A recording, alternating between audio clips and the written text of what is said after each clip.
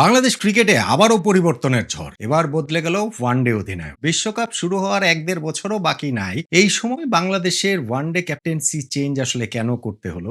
মেহেদী হাসান মিরাজকে সরিয়ে সেই জায়গায় লিটন দাসকে দায়িত্ব দেয়া হয়েছে। মেহেদী হাসান মিরাজ তার নেতৃত্বে বাংলাদেশ ঘরের মাটিতে পরপর ৪ টা সিরিজ জেতার পরে শুধুমাত্র জিম্বাবুয়ের সঙ্গে সিরিজটা হারের কারণে কি ক্যাপ্টেন্সিটা হারালেন? নাকি আসলে এই জায়গায় আরো কিছু বিষয় রয়েছে? লিটন দাস ক্যাপ্টেন্সিটা কি আসলে ডিজার্ভ করেন? কতটা? সবকিছু মিলিয়ে একটুখানি আলোচনা করতে চাই। দেখুন, লিটন দাস এখন যখন আমাদের ওয়ানডে ক্যাপ্টেন হয়েছেন, তার মানে হোয়াইট বল ক্রিকেটে বাংলাদেশের একজন ক্যাপ্টেন। টি-20 তেও লিটন দাস ক্যাপ্টেন, ওয়ানডে তেও লিটন দাস ক্যাপ্টেন। আর রেড বল ক্রিকেটে আরেকজন ক্যাপ্টেন নাজমুল হোসেন শান্ত সেখানে। ফলে বাংলাদেশ ক্রিকেট বোর্ড এখানে হোয়াইট বল, রেড বল দুই ধরনের ক্রিকেটের ক্ষেত্রে ২ ক্যাপ্টেনের পলিসিতে আসলে গেল। এখন সেই পলিসিতে যাওয়ার ক্ষেত্রে বেশ কিছু প্রশ্নের জায়গা রয়েছে যে মেহেদী হাসান মিরাজের ক্যাপ্টেন্সি থেকে তাকে আসলে সরানোটা হলো কেন, বা সরানোটা এত জরুরি প্রয়োজন কি কারণে ছিল? আমরা যদি মিরাজের সময় বাংলাদেশের পারফরম্যান্স এবং তার নিজের পারফরম্যান্স সঙ্গে লিটন দাস নতুন যে ক্যাপ্টেন করা হয়েছে তার পারফরম্যান্সের জায়গাটা কি, তাহলে কি দেখতে পাই? মেহেদী হাসান মিরাজ বাংলাদেশের ওয়ানডে ক্যাপ্টেন হিসাবে স্থায়ীভাবে দায়িত্ব পালন করছেন গত বছর শ্রীলঙ্কার বিপক্ষে সিরিজ থেকে। তার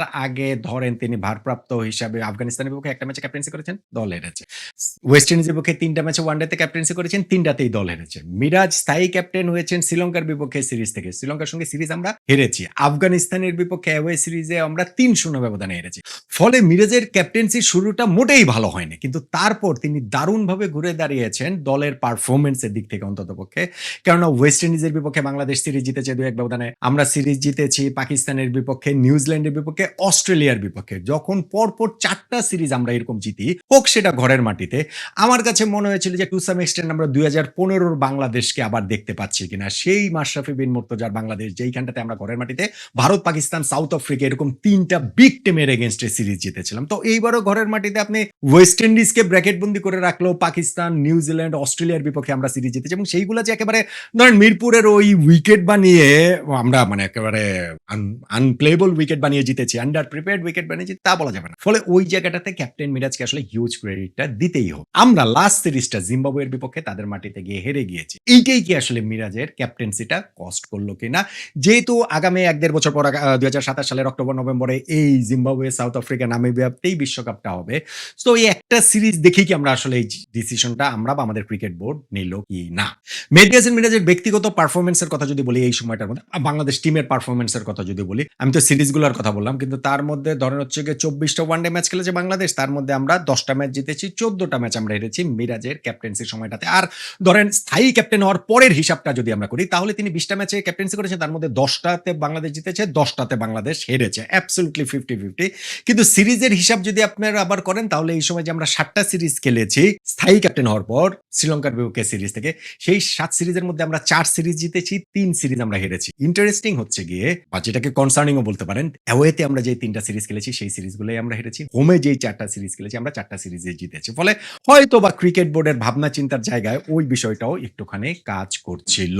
সঙ্গে আপনি এইখানটাতে এড করতে পারেন মিরাজের ব্যক্তিগত পারফরম্যান্স। মেহেদী হাসান মিরাজ এই যে ২৪ টা ম্যাচ যে ওয়ানডেতে ক্যাপ্টেন ছিলেন, সব মিলিয়ে আমি বলছি, সেইখানটাতে ২১ টা ম্যাচে ব্যাটিং করেছেন, ৪৯০ রান তিনি করেছেন, এভারেজ 27, ৪ টা 50 তিনি করেছেন। কিন্তু সেই ৪ 50-র মধ্যে ৩ টা 50 এসেছে যখন তিনি স্থায়ী ক্যাপ্টেন হননি, প্রথম ৪ টা ম্যাচের মধ্যে আফগানিস্তান, ওয়েস্ট ইন্ডিজ। যখন তিনি স্থায়ী ক্যাপ্টেন হয়েছেন, তারপরে যে ৭ টা সিরিজের ২০ টা ম্যাচে দলকে নেতৃত্ব দিয়েছেন, তার মধ্যে একটা মাত্র 50 মিরাজ করেছে। ফলে তার ব্যাটিংটা একটা বিরাট কনসার্ন হয়ে দেখা দিয়েছিল। বোলিং এর ক্ষেত্রে আমি বলতে পারি যে ২৪ ম্যাচের মধ্যে তিনি ২৪ টা উইকেটই পেয়েছেন। সেইটাও খুব আউটস্ট্যান্ডিং না, কিন্তু খুব খারাপও না। তবে পারফরম্যান্সের জায়গা থেকে মেহেদী হাসান মিরাজের ব্যাটিংটা আসলে বাংলাদেশ টিম সেইভাবে এই ওয়ানডে ম্যাচগুলোতে অত ভালোভাবে আসলে পাচ্ছিল না, এইটা বলা যেতে পারে। এখন আসলে লিটন দাসের ক্ষেত্রে মেহেদী হাসান মিরাজের ক্যাপ্টেন্সিটা সরানো, আপনি যদি পারফরম্যান্স দেখেন, বাংলাদেশ টিমের পারফরম্যান্স দেখেন, হোমে ৪ টা সিরিজ জিতেছি, সেখানে জাস্ট একটা সিরিজ হারের কারণেই জিম্বাবুয়েতে গিয়ে তাকে হচ্ছে গিয়ে ক্যাপ্টেন্সিকে সরিয়ে দেওয়া, এইটা ধরেন অস্ট্রেলিয়ান ক্রিকেটে ঠিক আছে, এইটা ধরেন ইন্ডিয়ার ক্রিকেটে ঠিক আছে, বাংলাদেশের ক্রিকেটের জন্য কি এইটা আসলে কতটা ঠিক আছে আপনি প্রশ্ন তুলতে পারেন। লিটন দাসের ক্ষেত্রে যেটা, সেটা হচ্ছে গিয়ে ওয়ানডে ফরম্যাট এবং টি-20 ফরম্যাট ২ ফরম্যাটের ক্যাপ্টেন এখন লিটন। whereas ওয়ানডে ফরম্যাটে লিটন কিন্তু এই কিছুদিন আগ পর্যন্তই দলেই ছিলেন না।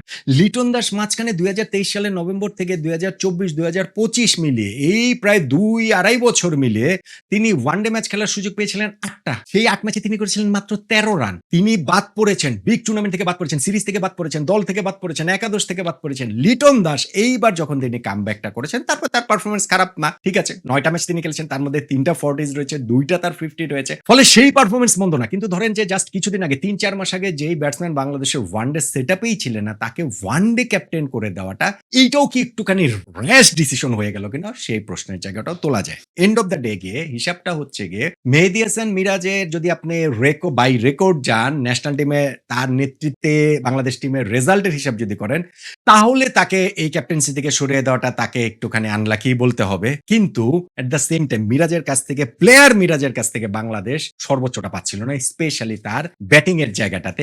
এইটার কথাটাও আসলে মানতেই হবে। এবং লিটন দাস, এটা আপনার অ্যাপারেন্টলি মনে হতে পারে যে না ঠিক আছে, লিটন তো কয়েক মাস আগে আমাদের ওয়ানডে সেটআপেই ছিলেন না, কিন্তু লিটনের সামর্থ্যের কথা যেমন আমরা সবাই জানি, সেটা অবশ্য ১০-১১ বছর ধরেই আমরা জানছি, এটার প্রতিফলনটা একটু কমই দেখি। কিন্তু ওই সামর্থ্যের কথাটা বিবেচনা করে Bangladesh cricket board white ball red ball ফরম্যাটটা আলাদা করেছে বলেই, এবং আগামী বছর যেই বিশ্বকাপটা হবে অ্যাওয়েতে সাউথ আফ্রিকা, জিম্বাবুয়ে, নামিবিয়া, যেই অ্যাওয়েতে মিরাজের নেতৃত্বে বাংলাদেশের যেই স্থায়ী ক্যাপ্টেন হওয়ার পর ৩ টা সিরিজ খেলেছেন, সবগুলোতেই হেরেছে বাংলাদেশ। ইনফ্যাক্ট তার আগের যে একটা সিরিজ ওয়েস্ট ইন্ডিজ, সেইটাও হেরেছে। এইটাও হয়তো বা ক্রিকেট বোর্ডের মাথাতে ছিল।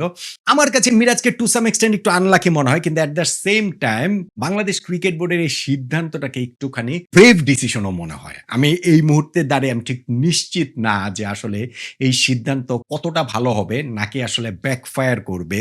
মেহেদী হাসান মিরাজকে প্লেয়ার হিসাবে, অলরাউন্ডার হিসাবে বাংলাদেশ টিমের ডেফিনেটলি প্রয়োজন। কিন্তু আরো অনেকের ক্ষেত্রে যেমন হয়েছে যে ক্যাপ্টেন্সির প্রেসারে নিজের পারফরমেন্সটাই কি আসলে ভুলে যান কিনা, মিরাজকেও প্রবাবলি সেই কারণেই তার ক্যাপ্টেন্সিটা কস্ট করতে হলো, স্পেশালি তার ব্যাটিং এবং ন্যাশনাল টিমের পারফরমেন্স, স্পেশালি অ্যাওয়েতে তার নেতৃত্বে বাংলাদেশ টিমের পারফরমেন্স, সেইটার মাথায় রেখে অথবা বাংলাদেশ ক্রিকেট বোর্ড এই সিদ্ধান্তটা নিয়েছে, ওয়ানডে ক্যাপ্টেন্সিটা মিরাজের পরিবর্তে লিটন দাসের কাছে দিয়েছে। এখন এটা নিয়ে আমরা আলোচনা করছি, আমিও আলোচনা করছি, হয়তো বা ১ দিন ২ দিন আলোচনা হবে, বাট আমি মনে করি যে এখন সবার আসলে লিটন দাসকে ব্যাক করাই উচিত, যেহেতু ক্যাপ্টেন্সি চেঞ্জটা হয়েই গিয়েছে।